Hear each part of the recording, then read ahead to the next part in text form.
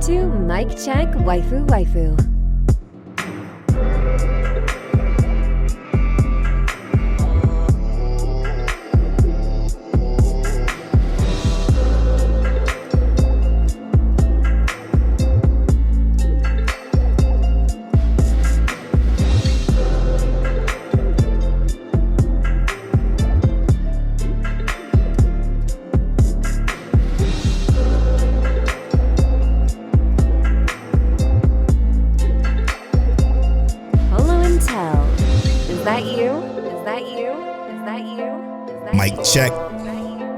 Mic check, waifu.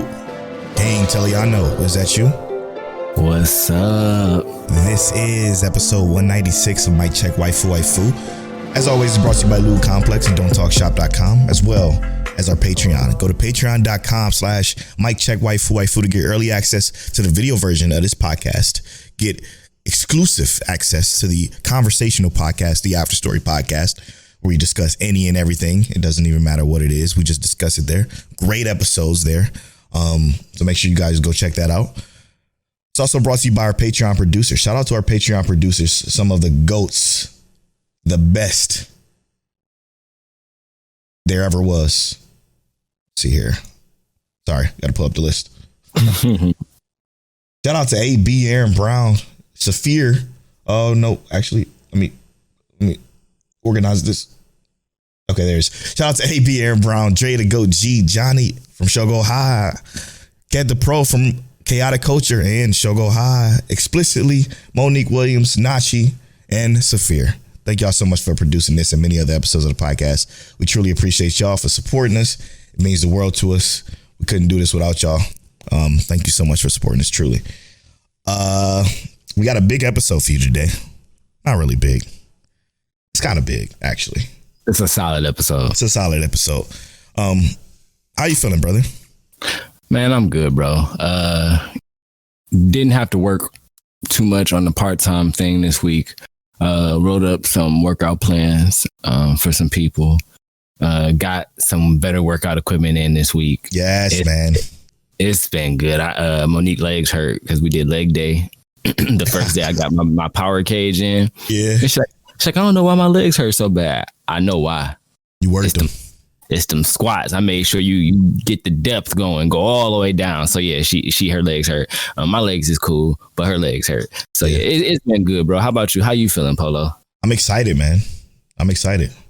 I'm gonna start my workout journey here tomorrow, which is Monday from the time y'all hearing this. So by the time this podcast episode released, I done did my first session over at Get Locked In.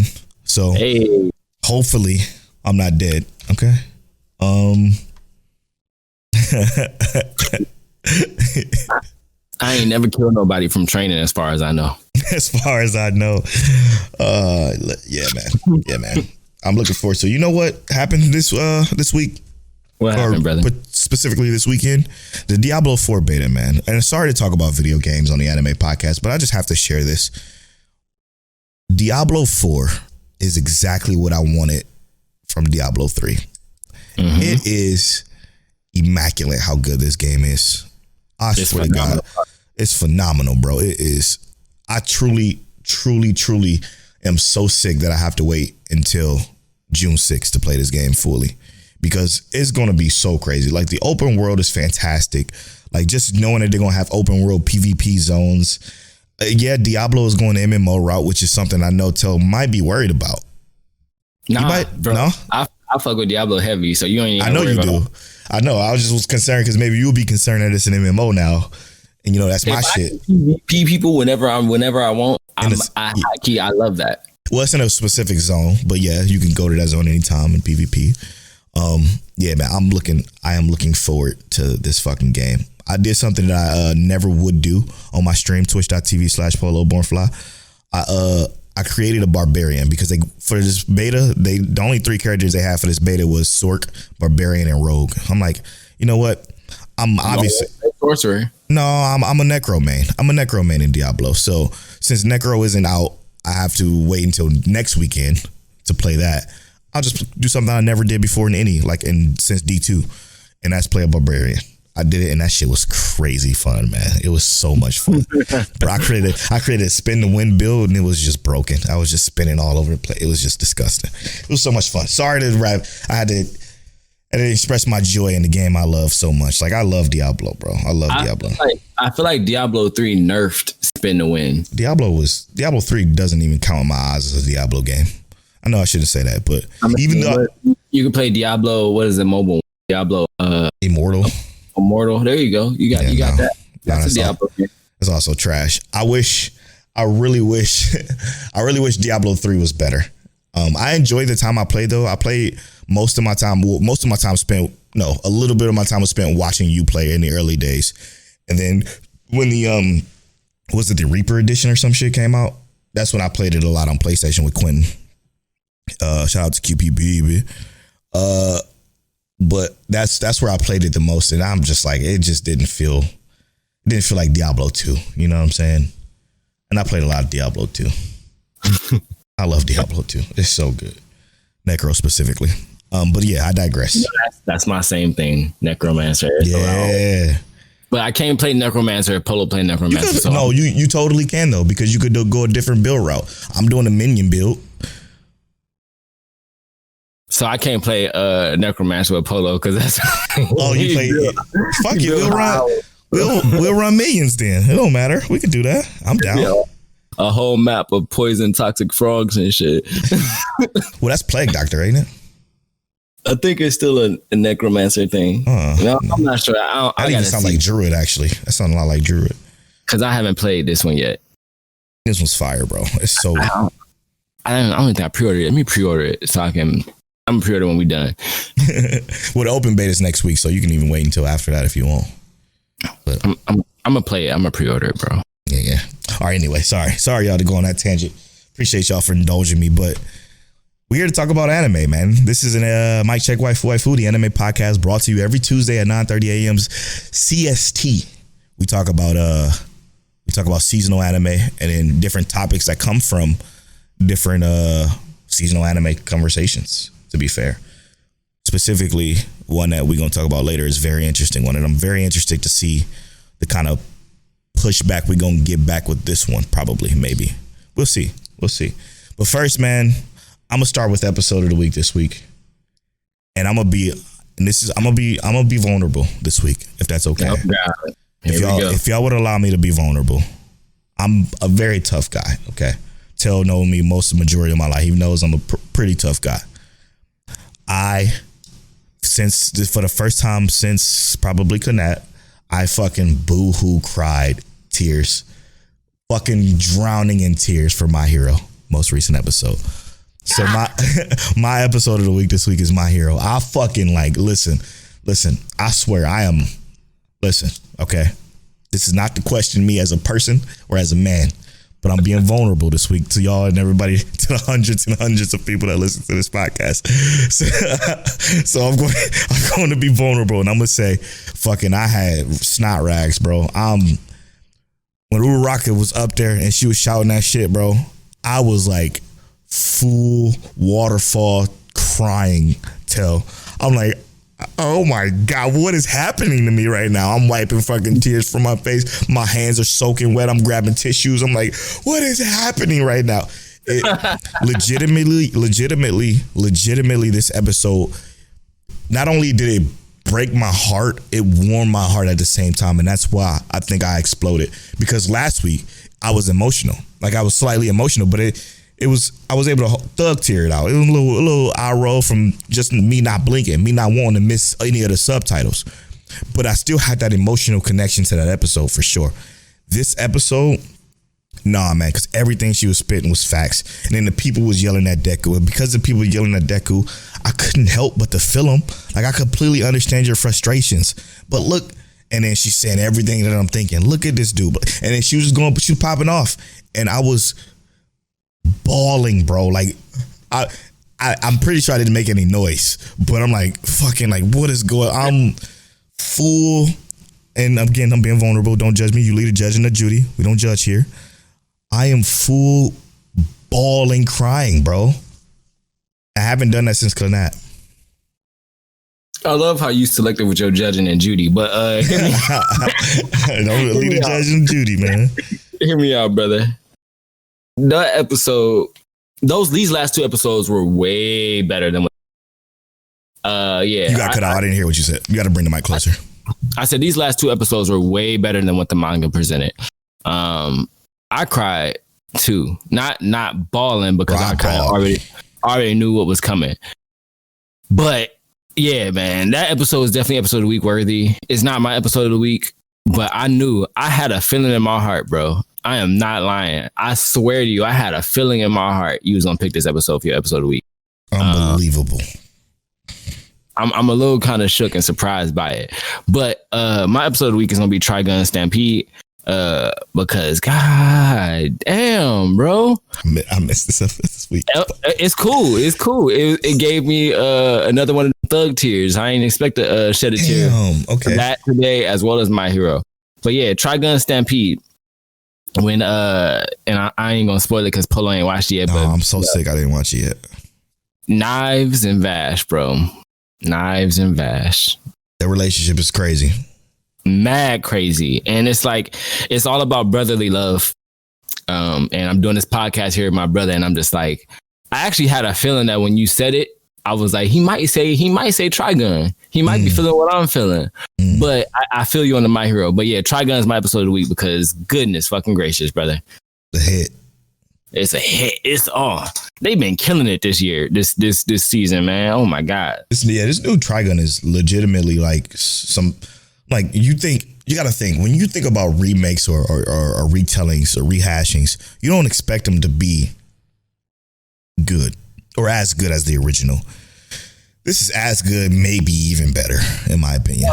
Yeah, like because and the only thing that makes it better, in my opinion, is the fact that it gets to the meat and potatoes faster. Yes, but man. It also doesn't, and it's kind of messed up because it almost gives you what Full Metal Alchemist Brotherhood does to Full Metal Alchemist because it cuts through all the BS, right? Yeah, you've already seen it, so if you've already seen it, it's like I already kind of understand all this extra stuff, but it does all of that.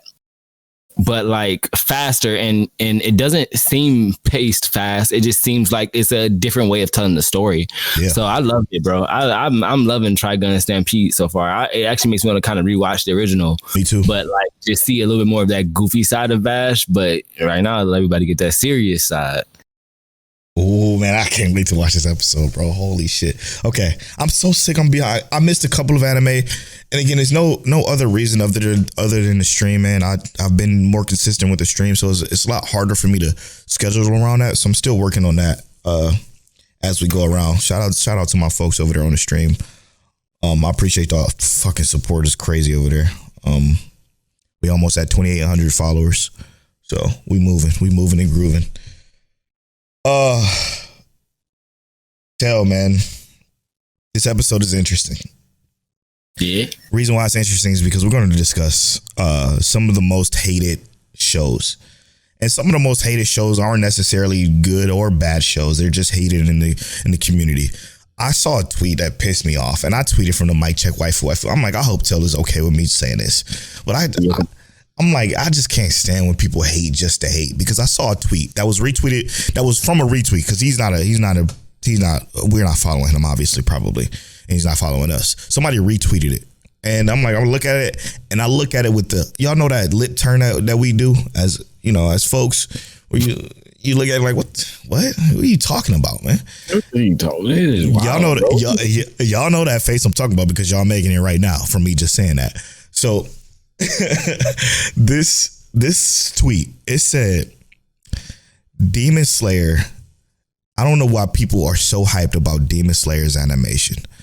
Yeah, it looks okay, but the choreographed fight looks like dog shit. And they posted a video or retweeted a video of the fight between the most recent fight. Okay, between the Hashira guy and the fucking other guy. That's the Scythe dude? The Scythe dude. They said the choreographed of the fight was terrible. And I'm just like, okay, now you just hating for hating's sakes. Because one, the animation clearly is some of the best animation you ever seen in your entire life. You saying basically everything. You saying that the animation is not good, I already know you hating for no reason. Then you try to say the animation isn't even that good. I'm just like, man, what? Like, what? But please animate something better. Please. Here's the issue I draw with that. Is that, like, if you look at the choreography of Demon Slayer, and this is not even trying to be like a fanboy. It's not. But all just objective. Look at the choreography for Demon Slayer. These are samurai blades. And of the Edo period. If you know anything about them, they are generally swung in a specific way, which is a vertical swinging manner, unless they're outside with like a certain kind of like semi-slash cut, like where they're slash from an angle, something like that, or from the side. But most likely they're swung from a specific angle. And every single time they present us with accurate techniques for how they fight. Then they implement the beauty of showing like why these techniques symbolize or why they work well with the idea of flowing water, of flowing fire, of electricity, or a beast. Why these techniques symbolize that? Because like, if you look at them, they're all different. Zenitsu can move in a straight line extremely well. So that's all he's able to do. And they do a fighting style that works well with that. Inosuke is a beast, and he quite literally fights like a beast. You don't know where his slashes are coming from, but he also is ineffective in certain battles because of that.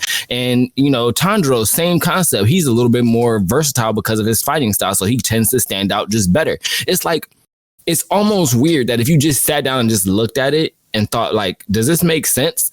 It kind of makes fucking sense. Like, the rules of the world of Demon Slayer is why we like it so much, right? They follow the rules brilliantly. It's brilliantly executed. The problem is you say that because why?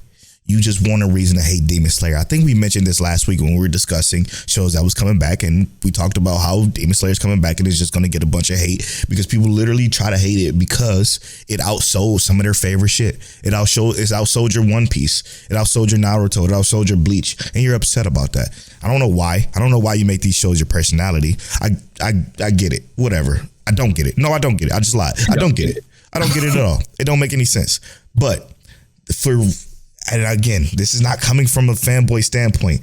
The choreographed fights between, even if you say no other fight was choreographed well, okay, whatever. You sound ridiculous, whatever. That's fine.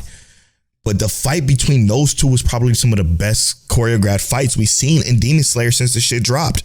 Mm-hmm. So I'm trying to fathom. Maybe it was sarcasm. But then I looked, and it was another tweet that was retweeted by somebody else that showed up on the timeline of them just dogging Demon Slayer. And I'm like, okay, you just hating. And so, hating just to hate is crazy to me. It's the same thing. I saw a post, and it was like Vegeta versus like, I hate when we bring up Dragon Ball Z and anything. And I'm only saying this because it is going to get to the point, but it was like Vegeta versus what's his name? Endeavor. Who wins in a 1v1 fight to the death. And it's like, it's literally just for the engagement. Dude literally said it in his conversation. He posted this for the engagement. And I'm convinced. You people just want engagement sometimes, bro. Like, why am I even... It's gotta be. Because to hate on Demon Slayer like that, it's one thing to say I don't agree with the hype. Because that is subjective, right? To 100%. Literally like Demon Slayer because of whatever, that's subjective. You can say I don't like Demon Slayer. Perfectly fine. But what's not subjective is the quality of the animation. That is not subjective. The choreography and how it goes is not subjective. Those kind of things are not. If you could say you hate the characters, that's subjective. Perfect. Yep. The story sucks. You hate the story, that's subjective as fuck. But hating on it for what it presented to us with choreography and visuals, nah, bro, you cap. Because you literally can't like any other anime if Demon Slayer is trash to you. It don't make any sense as far as animation goes. Now, remember, we're just talking about animation. You could say you hate Demon Slayer because it's just not your shit. And I am perfectly okay with that. There's a lot of people that do. That show receives so much hate. But now, but animation, bro, choreo is, I don't see anything other than probably Fire Force. That maybe they said sound design was trash too. Probably. Who knows? Who cares? Got some amazing music in there, and they made some amazing songs. Who knows? Yeah, it's you through the roof. Literally hating just to hate. Now, I say all that to say, what we like to do is and this is why I think we're so good. Not to toot our own horn, but we're so good because when we discuss shows we don't like, we always give a reason why we feel our reason is valid for not liking what we don't like. There's never a time where you hear us say we don't like something and not give you the reason why. Okay. So what we're going to do is we're going to go through a list and try to find like some of the most hated anime and find the reason why people could or would hate it. Obviously we want it to be stuff we've seen. But some of the stuff we probably haven't. So we're just gonna kind of go through some stuff to see what anime is like considered to be the most hated and why they consider it to be the most hated. Okay, Tel, where do you want to start? I want to start with my favorite fandom to pick on. I want to start with my favorite fandom to pick on. What's that? Fairy Tail. Yeah, them Fairy Tail boys. Yeah. Oh boy, and where do we start here? Fuck. So hear me out, bro. You've watched more Fairy Tail than I have, I believe, right? Because I watched, I believe, exactly 100 episodes and was like, I'm done. Yeah, I know. I got to about 157 or something like that. Yeah. I couldn't do another one. And hear me out. At first, I didn't like Fairy Tail because I actually I couldn't get with the characters. I didn't think the world was interesting enough. I felt like the power system wasn't explained accurately enough for me to actually really want to indulge in even talking about that. And they might have gotten better as things got on, but it was like after watching 90 episodes, I was pretty sure that I didn't like it. And then I watched 10 more episodes because I said, fuck it. I mean, I'm already this far. I might as well get to 100. And I got to 100, bro. And I was like, I'm never turning this on again. And it's just because there was, and this is, like I said, this is completely subjective. This is for me. But like I said, the story, I don't like it. It felt like I was watching actual childish trash. And even as a kid, it felt like I was watching childish trash because I wasn't an adult when I first started watching Fairy Tail. Yeah. But I never got that far until I was in adulthood. The characters are even worse than childish trash. It's like they're trying to mix in like this sexy, ecchi kind of content with like this super kid shonen. I want to fight. I don't think none of it was good. It was garbage. And then, like I said, the characters are like I said, the characters are just bad. The fighting system is bad. Like I don't think any of it is reasonable. And then you throw in the reason I hate Fairy Tail the most now is their fans. The anime itself, because I only know one Fairy Tail fan that I just think is dope, that I actually thought was cool. But Fairy Tail, oh yeah, there you go. My bad. Two Fairy Tail. As a whole, like the fandom, you can't say anything decent about Fairy Tail without them getting mad. Yeah, I could be like Fairy Tail was okay. What do you mean Fairy Tail was okay? I'll open the door to summon a tourist and tackle you. Yeah, bro, chill. It's bad. Let me go a little bit more here. Now, I'm not. This is now no diss to my brother. I love King Teliano to the world's end, but I'm going to say it's just bad is a little bit underselling what you're trying to say. And I know you are well more versed in conversation than just saying Fairy Tail is just bad. So let me translate what he's saying. Okay, so the power system is unattainably lackluster. There's nothing to understand about this magic system that these people use, or not to salamander power and him eating flames and becoming strong. It literally virtually makes no sense in the grand scheme of their magic system whatsoever. There's no rules to it, okay?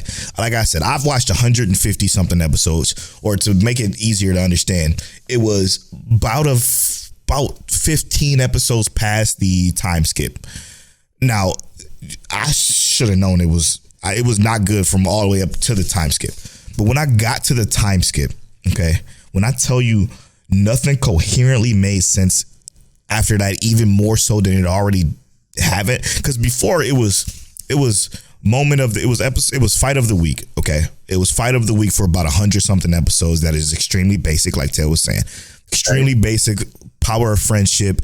We gonna make it because we're friends type shit. It was no sense of urgency, trouble, or any type of like drama whatsoever. When it did happen was right before the time skip. The time skip was when it had some sense of urgency. When it got that sense of urgency and then the time skip happened, it just completely ruined any type of decency when it came to certain characters. Like certain characters that was certainly somewhat redeemable or somewhat likable. After the time skip, they became overly useless. Just useless pawn pieces to carry a story that is so dry and mundane that it didn't accomplish anything whatsoever. Was that the Guild versus Guild battle, the first one? Mm-hmm. Or after that? It was after that. Okay. Yeah, it was rough. It was rough. Again, to go back to what Tel said, the main characters, okay, Gray, Natsu, and what's her name? Ezra, huh? Oh, Ezra, you ain't think about Lucy, huh? Oh fuck, I forgot Lucy was the most forgettable, i.e. supposedly the main character Lucy, Natsu. Her name is Ezra, I think, or some shit like that. I don't remember her name. Forgive me, Fairy Tail fans. Yeah, whatever. And Gray are some of the most bland people you would ever meet in your life. They're so atypical that it's be irrational. Like this shit is beyond me at how fucking boring they were. The most interesting character was probably Ezra, the chick, and she didn't have much going for her at all either. You know, I was gonna say this real quick. I ain't trying to take you off too much. Yeah. I love fire characters in anime. Mm-hmm. I don't understand how I hate Natsu. He's such a bad character, bro. He's such a bad. I don't understand how I feel like they just entirely dropped every part of a ball. Yeah. There's no chance that they made Natsu redeemable. It almost feel like he's like a 10 times worse version of Asta. I enjoyed my 5 minutes with Ace more. Me too. He's had a hole put through his chest from lava and he's fire, and I enjoyed that more. Spoilers. If you ain't watched 1,000 episodes of One Piece by now, but go ahead, brother. I'm sorry. It's truly bad, and that's what I always say. Sorry to fucking rag on one Fairy Tail, but that's probably our number one hated anime, and why. But let's look at some other ones that are hated that probably gets unnecessary hate. You still got that list pulled up? Yeah, I got what you want to do? IMDb? No. Oh, yeah. The same one I just pulled that one off. The other one you pulled that one off of. All right. Some other anime that's considered hated. You want to talk about your favorite? Talk about it. Clannad. Now, this is where I'm gonna go with this. The reason why Clannad is hated, I believe, is because of the start. It truly is a slower start. I mean, it's a slice of life, but it's a slice of life in the sense of like, wake up, go to school, something happens, move on. Normal class shit, normal conversation shit. And then about 9 episodes in, something happens.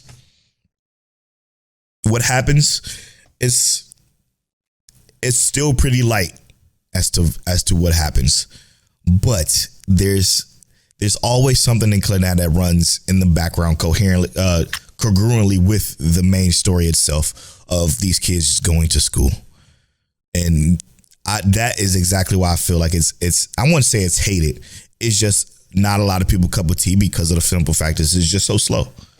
It's so slow. It's so slow at the beginning. But if you stick with it, great storytelling. I vehemently disagree with my brother here. And I'm only saying this because I feel like as a newly introduced Slice of Life fan, Clannad's beginning did not feel that slow to me. It was very. I'm shocked. I felt like My Too Romantic Comedy had a slower start. And I see the opposite. And I mean, I understand that, but I'm saying that, like, to me, after, and I'm thinking about when I first started watching Clannad, I feel like it was like okay from the beginning, and then I felt like something happened, kind of like what you said, not trying to avoid spoilers. I felt like something happened and it got better. And it may have been the fact that my intention going into it was different, trying to understand why this is your all-time favorite, why this is your GOAT. So maybe my mental intention was different. If I didn't go in with that intention, maybe I would have thought it was worse. But I feel like exactly what you said, there's always something going on in the background, that there was always something more to the story. And to me, that drove the interest in Clannad way more than other slice of life anime that I just felt like had slower beginnings, because there was something else to tie yourself to. And I think that if fans go into this anime and they're just looking at, I want this One Direction, like, kind of slice of life experience, I thought that I didn't think it was slow at all. I thought it started off solid as fuck, bro. Okay. I thought it was solid, and then you get to, after story, and then it's not solid because it's kicking you in your chest. Bruh, after story is a whole nother monster. And so that's from moment one is just popping off. But okay, you know what I need, Crystal? I know you're listening. Can you do me a favor? Can you tell me what you thought about your time? I'm sorry to bring this back up, okay? But what you think about your time of watching Clannad? Did you feel like it was a little bit slow? Because it's been a minute for me, and it's been a minute for us, probably since our review, since I've seen it. So maybe I have to go back and kind of like pace it. But a lot of people do say it's slow. So that's kind of what I heard the consensus of as far as why it's on a list of probably some of the hated anime. We found this list from was it CBR, as far as CBR.com as our reference for this. And this list is weird, bro. We got some crazy shit on here that you just would not believe. Like, what's another one, Tail? You really like Future Diary, right? No. It's Future Diary is cool, but Erased is in, and hear me out. I kind of get the ending of Erased being hated, but Erased as an entity, the entirety of Erased, the fact that it's on that list is also something. Nah, that's wild. I mean, if we look at Erased, the entirety of that story, I don't know. I thought it was intriguing as fuck. I thought it was 100%. Wildly intriguing until the ending is a little like, and I think the ending was irritating because you didn't get the closure you wanted. Yeah, but that's not what the story was about. It's not about you. If it was about you, it wouldn't be called, or it wouldn't be with that main character. It'd be you in the story. But that's about the journey, not the destination. Mm-hmm. To simply say, if Erased is considered hated, which I don't really believe it is. Let's talk about it. If it's considered hated, the reason why I would say it's probably hated is strictly because of the ending. That is the only way I can think of.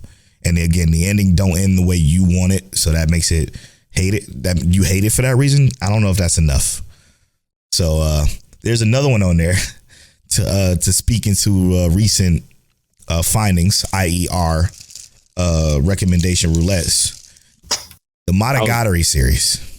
Now, the Monogatari series is on this list. What number is that on the list? Number 11. Quite low. Quite low out of 15. But it's hated. Now, the reason why I think it's probably hated is because it's how convoluted it feels. If you're looking from the outside in, if you never watched anime before, this is something I would never recommend you pick up. Because the beginning of this shit is confusing. It probably is confusing. But again, I said this last week. I said this the week before. If you stick with this show, everything that's not understood will be explained. If you have the patience to not only deal with the fact that there's a lot of dialogue. It's so much dialogue. You have to be a sub fucking pro. I watched 30 anime per season. So I'm pretty well versed in anime and subs. So you have to be a fucking seasoned veteran with the subs. You got to have your sub game on point. Because if you don't, you will miss very, very important key dialogues to where you have to either rewind or it's overwhelming. It's overwhelming. Who wants to be entertained like that? Who wants to be? Yeah, me, me obviously, because I want a little bit more depth in my shows that I watch. But if you're a fan of anime and if you just want to be entertained, if you want to enjoy My Hero, if you want to be able to sit down and enjoy, Dr. Stone or Fire Force or Demon Slayer or whatever, then this is definitely a tough one to indulge in because there is a lot of dialogue. Full episodes, Montel, are literally just talking. They're just conversations the entire time. There's nothing else happening, but the conversation is so topsy-turvy, twisty-turny that you will be fucking invested if you can get past that. But I get why it would be hated. And it does also have I'm gonna create a word here. Haremnisms in it. It does have some haremnisms in it.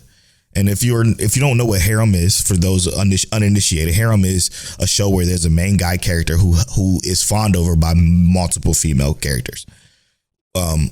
So it does have some haremnism in it. But I promise you, it's tasteful.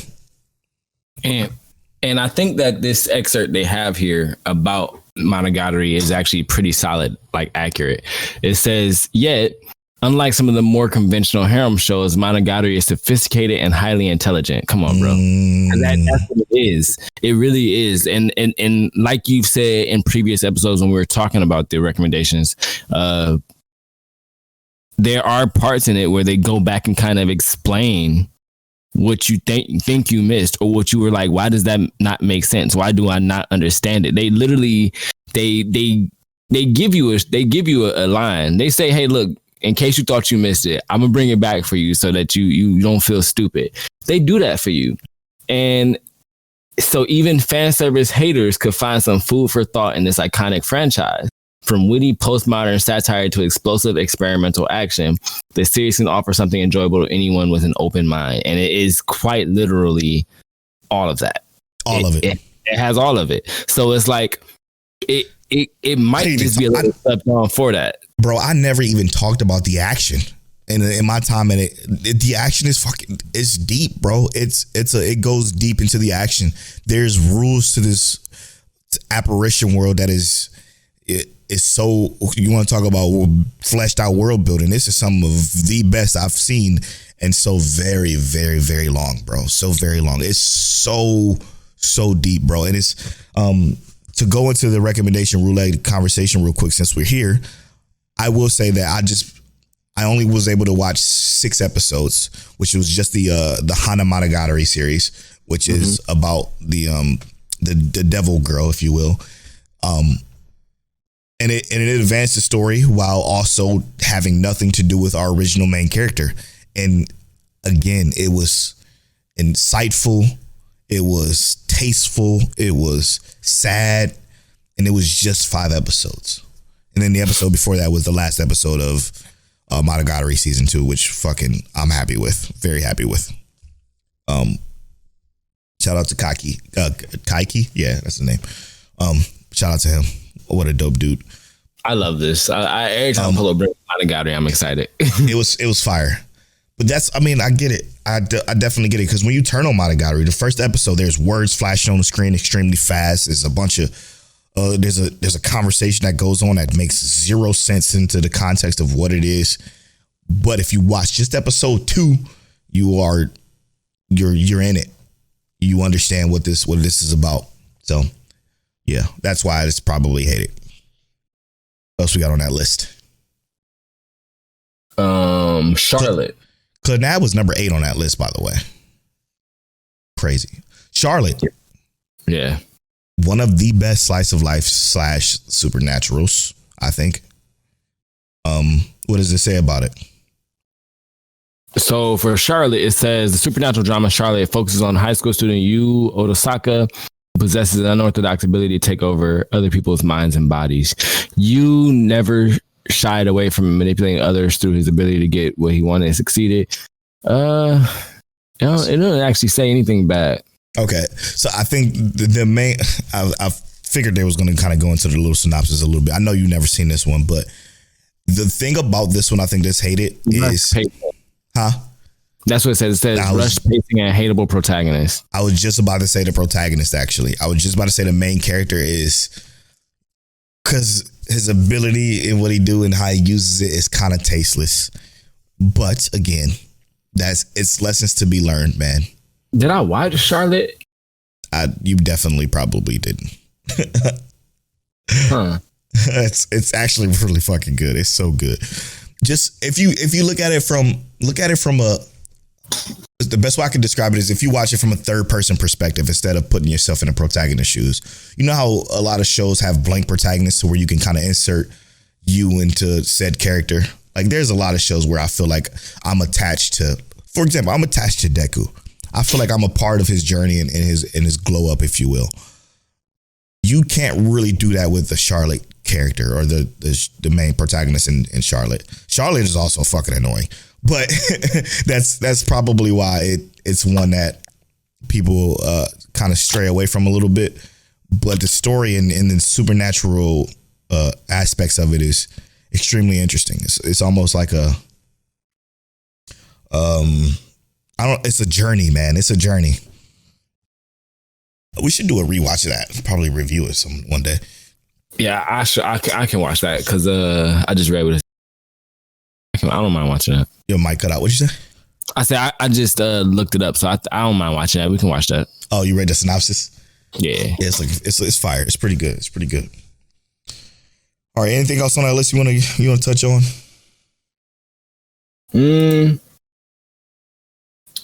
We have a IMDb. Someone's personal least favorite anime. Oh, okay. Someone's on IMDb. Top 10 most hated anime. Okay.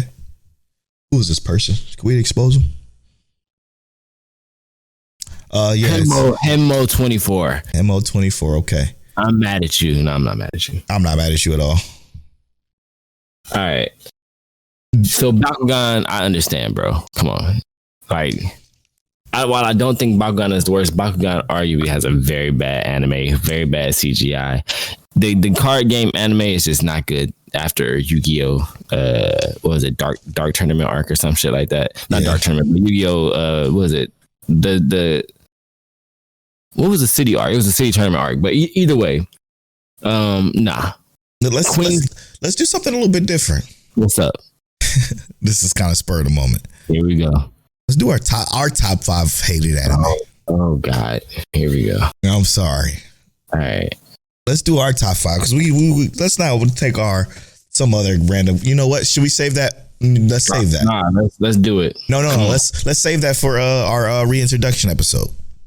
All right, let's do it. And then how about we do this then? We both give one anime. Yes, that's almost guaranteed to be in our top 5 most hated. Okay, let's do it. You want me to go first? Yeah, we were only doing one, so it don't really matter. Yeah. Y'all already know what it is. I hate X-Arm. Don't watch that. Come on, man. You are you saying it's bad anime, bro? What is your most hated? Most hated? The show you hate the most. Can't be just X-Arm. That's just a bad show. The one I watched to the end and thought it was garbage was X-Arm. Okay. All right. Nah. Let me see. The thing is that I'm trying to figure out which anime did I watch to the end that I did not like. It don't even have to be to the end. I'm gonna say Gleipnir. Ooh, okay. That's a good one. That's a good one. I wasn't even thinking about that, but that is a fair. Yeah, that's a good one. Why do you hate Gleipnir? While I don't think the animation was I think that the characters were trash. Like I did not enjoy a single character in that anime. I think that while the power system was interesting, that it had no real depth to it. and that it was just mad random. It there was nothing to it that made it seem like it was reasonable or anything more than a fallacy. Like this had no. I mean, I know it's an anime, right? There's not supposed to be. It doesn't have to be realistic, but it doesn't even seem grounded in its own world. If that makes sense, right? Yeah, right? It's too far fetched. And then the story, we get through this story where it's like our main character is almost like amnesiac, like he doesn't understand what's going on in his life, and then we meet a character that he somehow knows, but is also the sister of his co-main character. It's just like this is stupid. It's stupid, and we don't get any real explanations to why these developments are happening. So it's bad. It's overall bad. And the problem is the potential that was there. Fucking just because we watched the first episode, like this shit's about to be fucking dope, and then the rest just kind of fell a fucking part, right? Like, what was that? And then what was like episode 9 should have been episode 2 or some shit. yeah. What was the fucking? I can't even think of the name. It was so bad. Oh my god. The one with the girl. It took place in a cyberpunk-esque world. Oh, dude, I can't even. You know what I'm talking about? It was the main character with the girl. They had the guy who was all the people that was in jail. They were doing a job for somebody to take somebody somewhere, and it was beloved, but we fucking hated it. You know what I'm talking? Akudama Drive. There it is. Oh, Akudama Drive is a show I fucking hated, bro. I hated Akudama Drive so very fucking much that it was unbelievable how bad it was. And this is another one whose potential story could have been something sick, but it was just sick. It was just like not even remotely even good whatsoever. 100%. And you know what killed Akudama Drive even more? People loved it though. It's crazy. Yeah, what killed Akudama Drive though for me was the fact that it didn't make sense or wasn't coherent because it almost felt like they should have just spread the episodes out more. Like at 24 or something.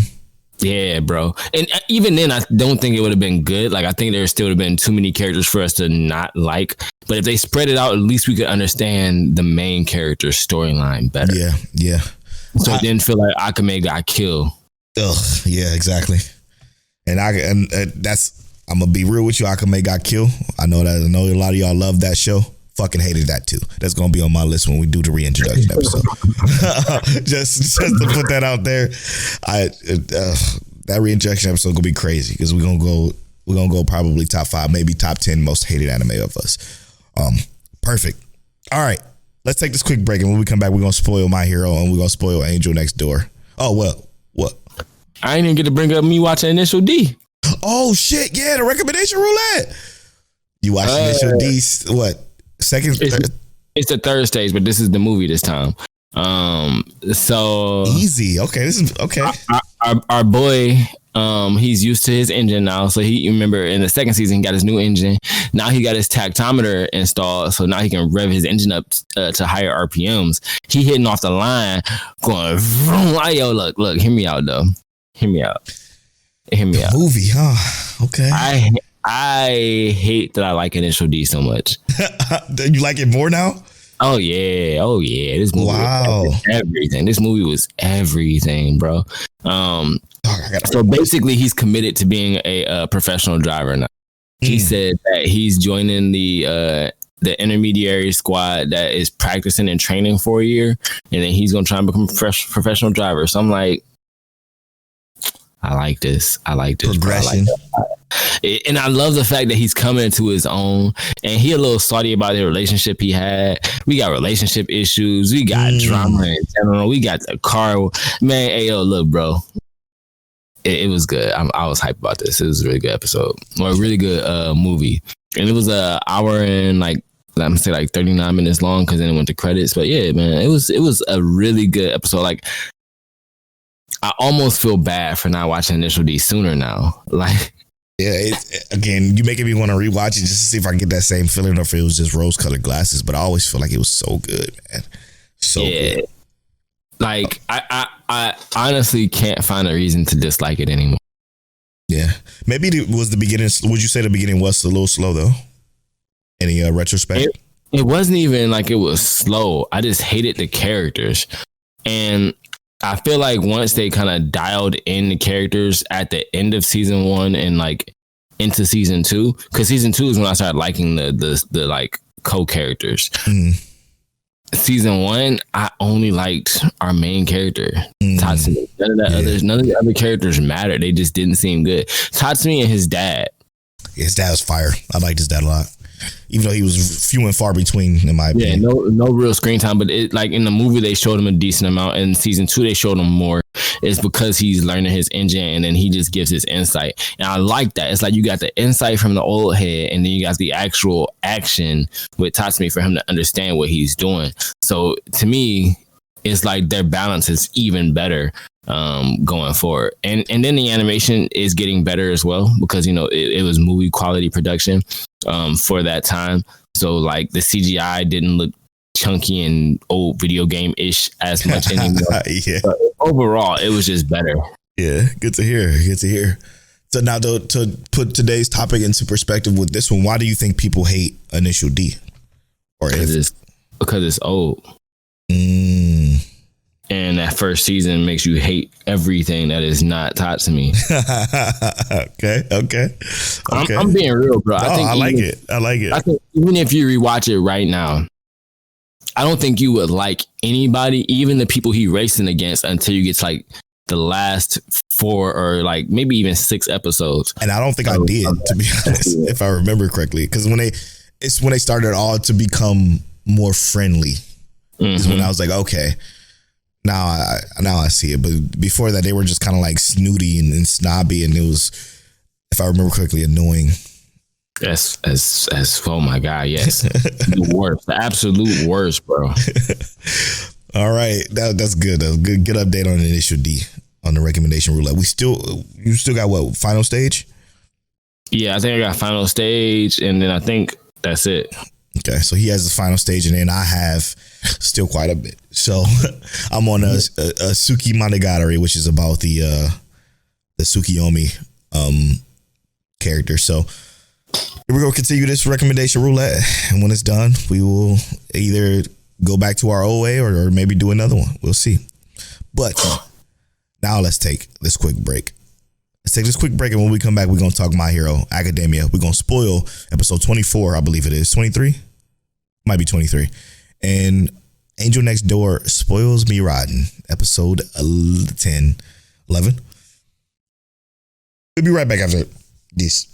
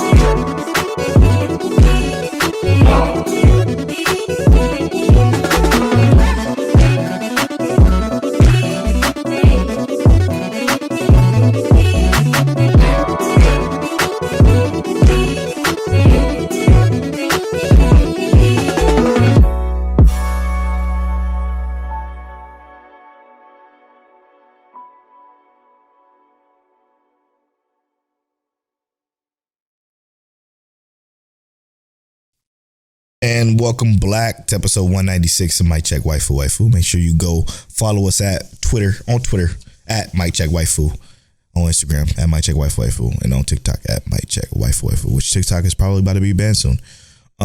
Speaking of TikTok, dude, that battle you sent me, bro, I was like, what? Yo, this motherfucker is just way too much. She's too fucking conscious. It's getting on my nerves. you bite it. Like, bro, just stop. I try to indulge in that because I'm gonna be real. I don't like no president, but you was about to. I thought it was mad funny. I thought you was about to send me a bean pie after that. Anyway, yeah, that's what the. Never mind. Do I look like CJD? Anyway, about bean pies. Let's go ahead and spoil episode 24, which is the semi finale of My Hero season 6. Bruh, listen. All right, so hear me out. Tears. We knew this was gonna be your exposition. We knew you was gonna be talking about this regardless, right? Because you've watched this. This was my first time watching, but I read this, so I knew it was coming. So you gave a little bit of insight on why you felt so strongly about this. Let's get the full details, bro. I need to see, like, how did this play out for you? I need to go ahead and give me the details so I can see the tears. How that happen? It happened after who was explaining it? Ochako? No, it was before that. Uraraka? But before that, it was somebody before that mentioned something about Deku. I don't remember who it was. But then when the people started shouting back, so you telling me we brought him back for this when he can possibly blah, blah, blah. And they started talking. When they started yelling and they started screaming, and then it started doing that thing that fucking everybody with anxiety get, where you see the faces, the people, everything starts to black out and gets extremely scary, and you get overwhelmed. Okay. That part was like, oh shit, man. That broke my heart. It broke my heart. That's where it first broke. I didn't cry yet at that time. I was completely shattered because I understand, like, just that feeling of being surrounded and noises and fucking loud noises and a lot of people is what sets off my anxiety. It makes me feel like everything it's like a heartbeat, and my eyes start to go blacker and blacker and blacker. It felt like that in that particular scene, and that's what broke my heart first. After that, I'm like, man, fuck, this shit sucks. I'm sitting like, man, fuck, this shit sucks. And then when she took that, it was the shouty dude, I forget his name, but President Mike. Yep. After she took the megaphone and she gravity up the fucking building, and then she picked it up and she started talking. When she started talking, and everybody like was captivated, and then what'd she say? She said she was doing her speech. Her speech was powerful, but it was when she said, "Look at him," and they show him from toe to head, fucking beat to shit. I lost it, bro. I'm like, fuck, man. It was gone. It was full waterfall tears of boo-hoos. Like, man, it's fucked up. And then you see all these people yelling at it, blah, blah, blah, blah, blah, going crazy. And then when he started crying too, I started crying even more. Because and what's crazy is that, yes, Deku has cried in the past. He's always been a crybaby, but this wasn't a Deku crybaby cry. This was I needed to cry. Yes, I needed to cry, and I appreciate what the fuck my friends is doing for me. This hurts. This hurts me to see all these people hate me when I did nothing but try my best to be the best hero I possibly can, to save as many lives as I possibly can. And I'm beat to fucking shit. I'm tired. You know what I'm saying? I'm just tired. And if there's anything I can understand more than anything else, is being tired, bro. Being tired fucking sucks. Being tired, if it's the adrenaline crash from having an anxiety attack, or the overwhelming crippling depression that comes from having anxiety. That tired feeling is something you just want to release. And to see him release it like that, it was heartbreaking. It crushed me. It crushed me on the personal level, and it crushed me from a seeing it from the outside looking in level. One of the things that and sorry, one more thing. One more thing. The fucking voice acting. She put on for that performance. I'm gonna need to watch this dub just to see if the dub does it that much justice, because she fucking put on. She was screaming from the top of her lungs. Dog, you got a megaphone already. You don't even need to do that. But she was letting that shit all out, and that it crushed me. It crushed me, bro. So I got kind of like two things, right? The first one is I got a friend from North Carolina. I always talk to his name, Christopher Goodwin. And he, Marine, and he's a real good dude. But we always talk about like how much, no matter how much beef there is in the United States of America, because clearly it's always going to be beef. It's always going to be, I felt like that was racist. I felt like that was discriminatory. It's always going to be that. But one of the things that America always does, and I find this hilarious, is that when somebody says something about America, we always be like, nah, not over here. You don't talk that about us. We do not play about us. Like, you can say whatever you want. Like, we can say whatever we want, but you don't talk about us. And I feel like that was what I was missing in this, right? And I felt like what Ochako or Uraraka did was that, like, look, he's sitting here fighting for us. Mm-hmm. Ain't nobody getting dirty but the heroes. And I felt that's what made me almost feel like upset about this, and that's what kind of got me, is I felt like, how could y'all be so selfish? Like, that's I get it, I get it, like, y'all want to be protected. Y'all feel like this wasn't your responsibility. This is a whole child. And yes, he has the greatest superpower in the world, but this is a child. Right. He can't even get his driver's license yet. And y'all sitting here looking at him like this and talking to him like this. This is insane to think that this is a child and y'all want him to stand up for y'all the way y'all want Endeavor and All Might and Genus and President Mike and everybody else to stand up for y'all. Y'all talking to a child and expecting him to be out in the world on his own, when y'all should be rocking with him from the top to bottom, because this is a child. Yeah. You know what I mean? Like that's wild to me that they even had to fight that hard. But I get it. I do get it. I get their mentality that, 100%. That why would you bring him here? It's not safe. And I just feel like that's one of the things that that I did enjoy about it, was the fact that they were able to lift that mentality, because in the reading of it, when you read it in the manga, it didn't quite feel as impactful. It didn't feel like that mentality was actually lifted. It didn't feel like, we got to see what's his name, Koda, and the half shark girl run up on him like that. We saw it, but it didn't feel like it was that impactful. And like, you saw them run through the crowd and have to fight almost what felt like fighting to get to Deku. And you didn't hear you say run starts to swell. Like, when she was talking, dog, when they were mentioning all this, and it's like, she say something and then the crowd will say something that was like a bomb ass rebuttal, because it makes sense. Like, this is y'all fucked that battle up. Y'all said we were going to be safe if we followed this particular plan. Y'all fucked that battle up. I know unexpected shit happened. The fucking world is lawless. You had that bullshit from Toya, which I still like. If I was in that world, I'm like, man, shut the fuck up. But I get it. They're upset about Toya exposing Endeavor, and it makes sense, I guess, about why the confidence in the heroes declined, and the fact that they don't have All Might anymore really hurt their morale. I get all that, but when they were like talking back and forth, it was like, damn, that's good. And then she'd say something, boom, got their ass, and it was just like, it was a back and forth that was just so extremely well done. And I'm telling you, when Koda ran up, I'm like, oh, bro, again, more tears. When the shark girl ran up, boom, more tears.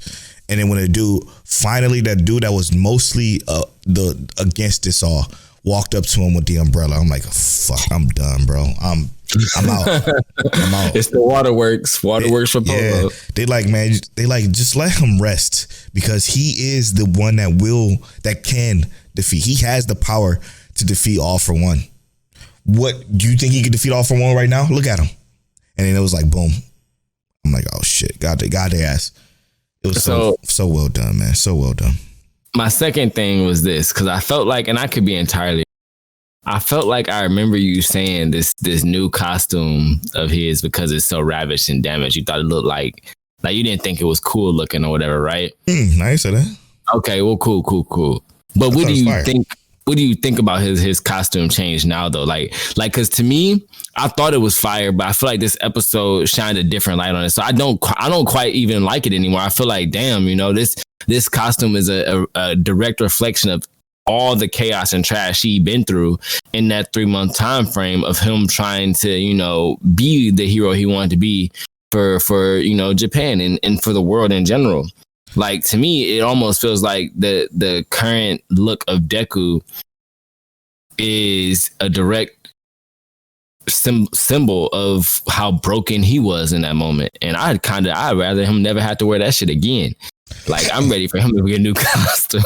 I'm the opposite, man. I think that costume symbolized so much. I think it just, his hard work, his dedication.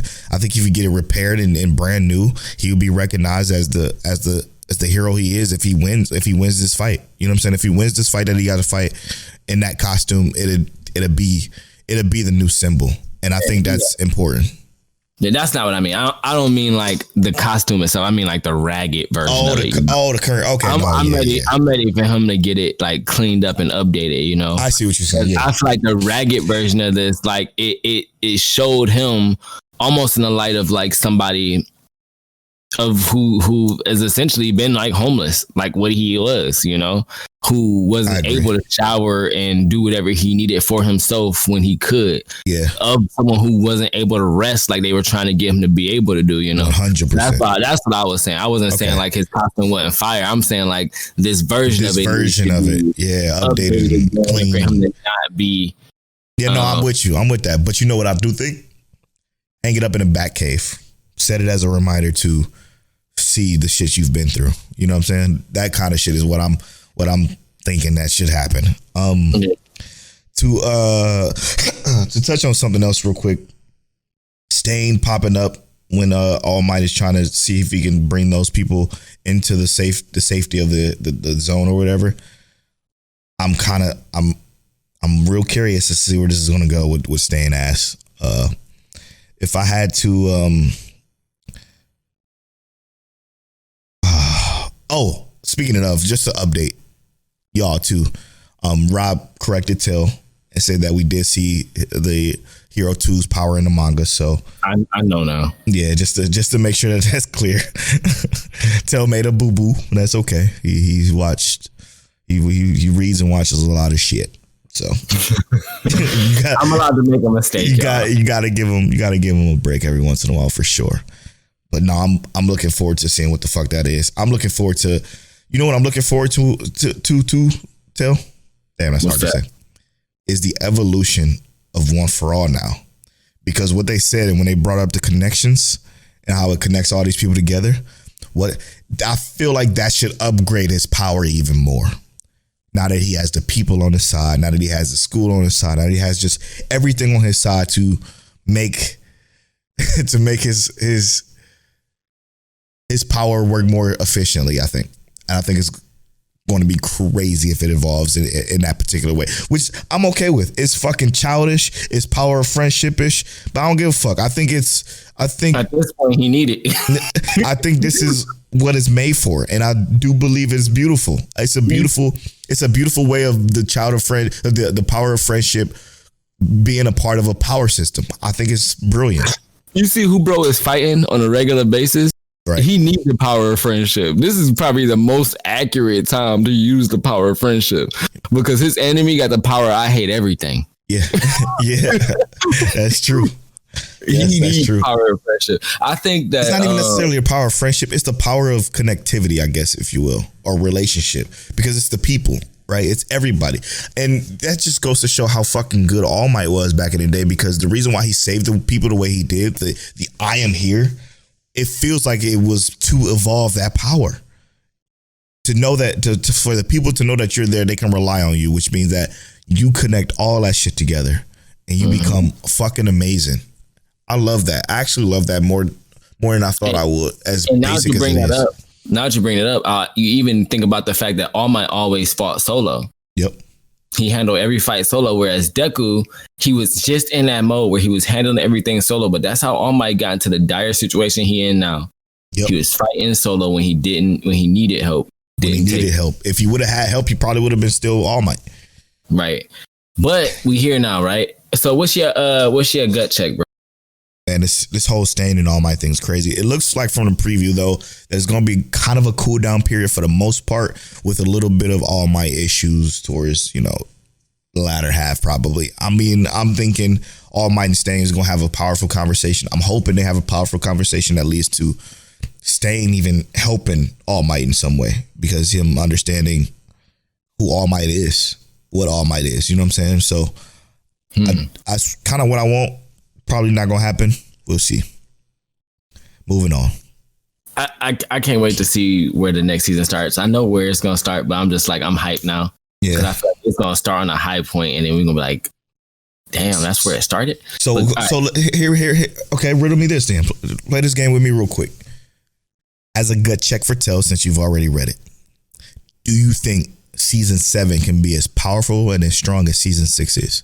Yes, I think that when we see a certain character get they ass handed to him, we're gonna be like, okay, I thought they were. It's gonna be like we thought they were strong. That's all it is. I mean, people gonna get it. The fighting ain't even got worse yet. It ain't even got worse. Okay. Yeah, to come. So, I gotta be careful asking these questions to Tell. I'm not saying who it is. I'm just saying I think that there's a certain character. Sure. That's gonna get mollywopped, and that's the end of it. And we're gonna be like, oh, okay, this is where it's at. All right, let's just cut it there. Okay, damn, man. You just don't want to let nobody go in blind, man. It's crazy. Put a body bag in the pocket. It's a body bag. It's going to be as good as season 6. That's all. Yeah, I think yes. Okay. I think body bags are important for this kind of show. All right, moving on, man, before I get fucking ruined again. I'm not going to tell you what happened. It don't matter, bro. I think once we see it, that's crazy. That's crazy. But now you go in expecting it, man. You know that. You know that this is what that do. Ah, that hurts. Okay. Yeah, you have no idea. Moving on to The Angel Next Door. One of the best shows this season. Easily. Hear me out. Polo be cheating on his sleepers. He preemptively picked the sleepers 2 months in advance. That's crazy.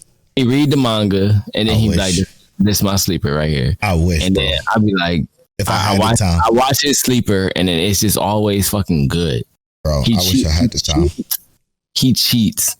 He not playing fair. He not playing by the rules. It's the synopsis, bro. The synopsis is enough to gauge a good sleeper, bro. It's enough.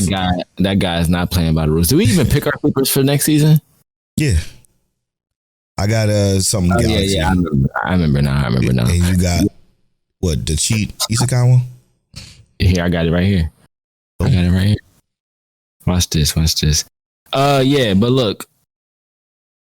This anime is clearly always going to be capable of being episode of the week. It just had some tough competitors this week. 100%. All right, Polo had a Galaxy Next Door. I had Summon to Another World for a second time. But so The Angel Next Door. You always talk about the conversations, like the dialogue in Monogatari, and I feel like yes, clearly they're two different like contextual levels for dialogue, but I think that the importance of the dialogue for the show is always like these two series have like something similar in hand when it comes to how important the dialogue is. 100%. And the way that they talk to each other this entire episode just felt like watching a conversation between two spouses with reassurance and just growth in the entirety of the conversation. Yeah, like it's killer though, because it's like we get so far, but we get nowhere at the same time. It drives me crazy because they both say the same thing to each other. Well, you got to be careful with how you talk to me because I may take that the wrong way. Well, I talk to you because I want you to take it the wrong way, but don't take it the wrong way. It's so kind of like, it's almost toxic in a way, because you think about it. What they do to each other, what My Hero did to our guy, after like when they were talking about getting physical type shit because she was kind of embarrassed about that whole conversation. It sends these mixed signals again because what she says to him is the complete opposite. I like when you touch me. Blah blah blah blah blah blah blah blah.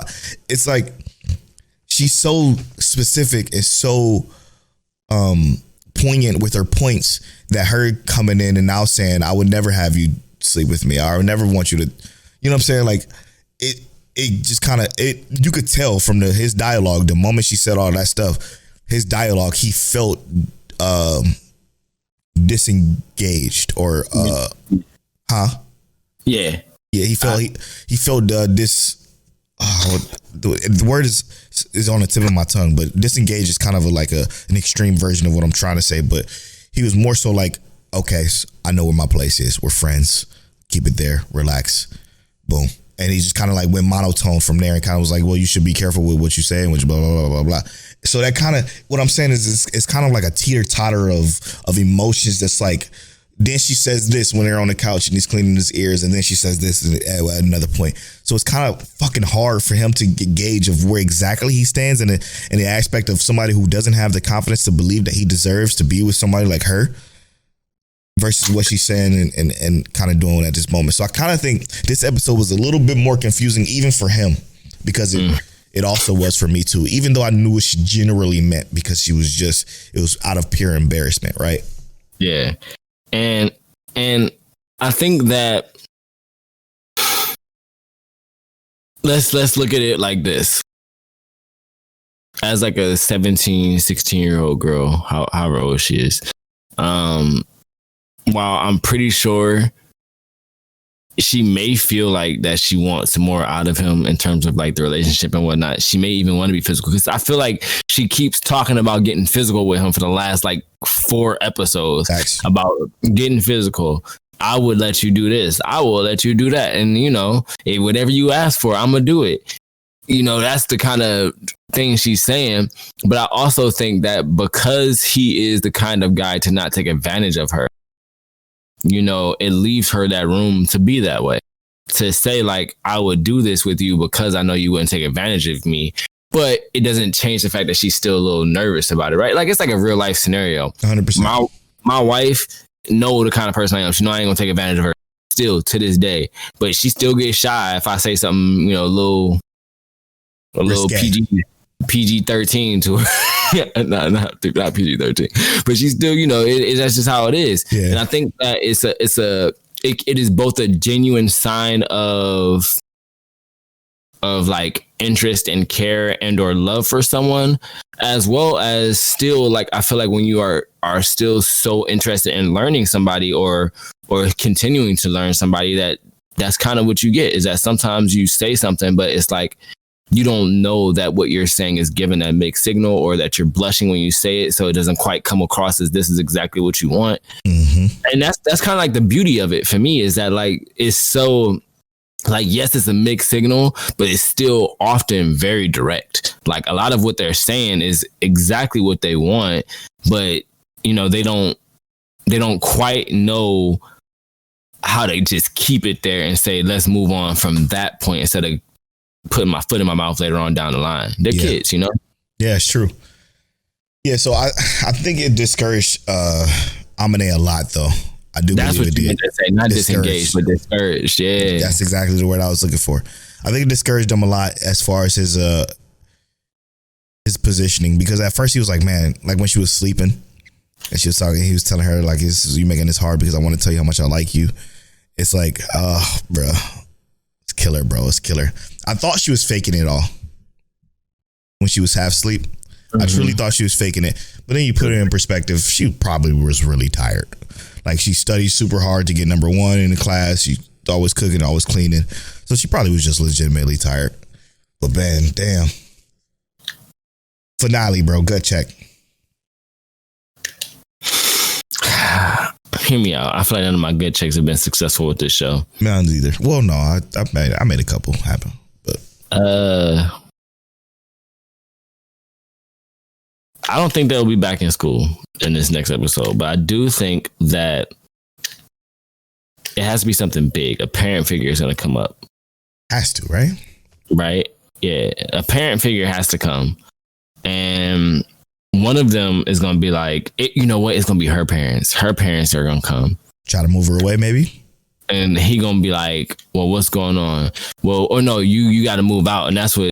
Yep. Like, well, she can stay with me. What's your intentions with my daughter? First of all, you don't even like your daughter. What's your intentions with my daughter? She's gonna be my wife. That'd be fire. That'd be fire. That's my gut check. I don't care if I'm wrong. That's what I'm rocking with because that's what I want. Yeah, man. I do think something sad has to happen. Like the attempting of her getting moved away. I do think her parents is gonna get involved. Petty sources. Yep. But I feel he's gonna chase after her. Maybe confess. Finally, they better fucking confess. We have to get a confession next episode. Like we have to. There's no other way. If we don't, we Saudi. Yeah, straight up. If we don't, we revolt. We revolt. So that don't make no sense. 12 episodes of this touching in Philly and speaking truths is crazy. It was crazy.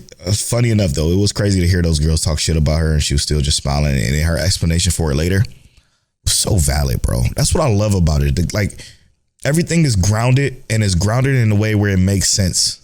I absolutely love that. Man, great storytelling. I'm at Polo Born. Ain't no reason to pay attention to haters. My bad. Go ahead. I'm at Polo Born Fly on all social media. I'm at King Taliano on all social media. Well, you can follow our social medias at Mike Check Waifu on Twitter and at Mike Check Waifu on Instagram and TikTok. And as always, Mike Check. I like that Polo hit the demon button. You're now tuned into Mike Check Waifu.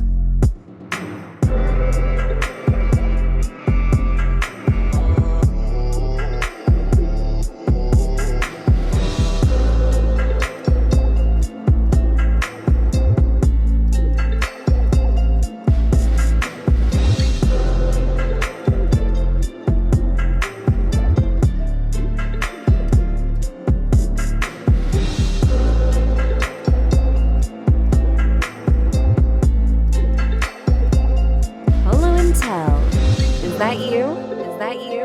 Is that you? Is that you? Is that you? Is that you?